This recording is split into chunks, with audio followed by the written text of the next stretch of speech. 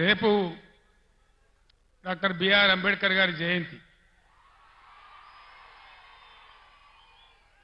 అంబేద్కర్ గారి పుణ్యమానే రాజ్యాంగంలో వారు ఆర్టికల్ 3 పొందుపరిచినారు కాబట్టి వారి స్ఫూర్తితోనే మనం తెలంగాణ రాష్ట్రాన్ని సాధించుకున్నాం.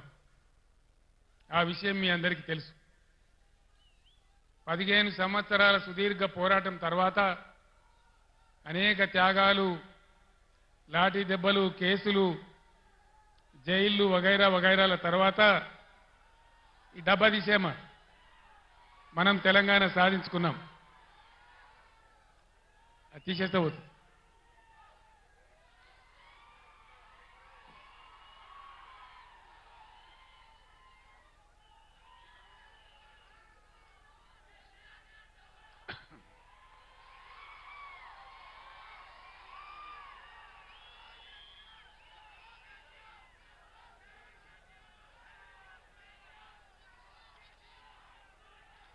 ఈ సందర్భంగా మనందరి పక్షాన, యావన్ తెలంగాణ సమాజం పక్షాన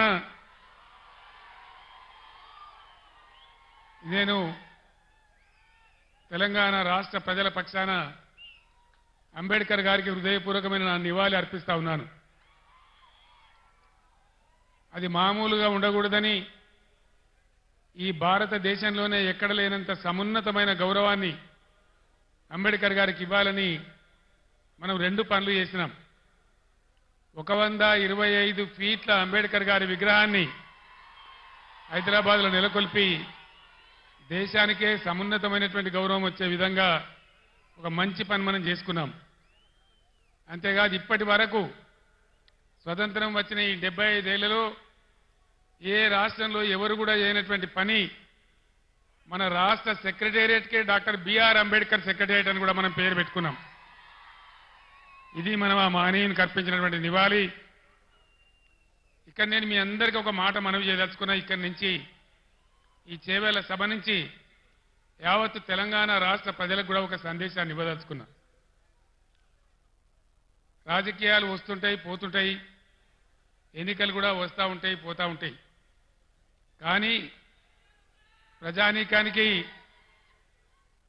రాష్ట్ర ప్రభుత్వం అంటే ఒక ధీమా, ఒక ధైర్యం, మా ప్రభుత్వం ఉంది, మమ్మల్ని ఆదుకుంటుందనేటువంటి ఒక విశ్వాసం అనేది ఉండాలి. ఎక్కడైనా ప్రజలు ప్రభుత్వం నుంచి కోరుకునేది అదే. ఒక ఆయన కొద్దిగా ఎక్కువ జరగచ్చు, ఒక ఆయన కొద్దిగా తక్కువ జరగచ్చు. కానీ యావత్తు రాష్ట్ర ప్రజానీకానికి ఉండాల్సింది ఒక ధీమా, ఒక ధైర్యం, ఒక ఆత్మవిశ్వాసం. మమ్మల్ని అన్ని విధాలా ఆదుకునే మా ప్రభుత్వం ఉంది అనేటువంటి ఒక గౌరవమైనటువంటి భావం ప్రభుత్వం ఎడల ఉండాలి.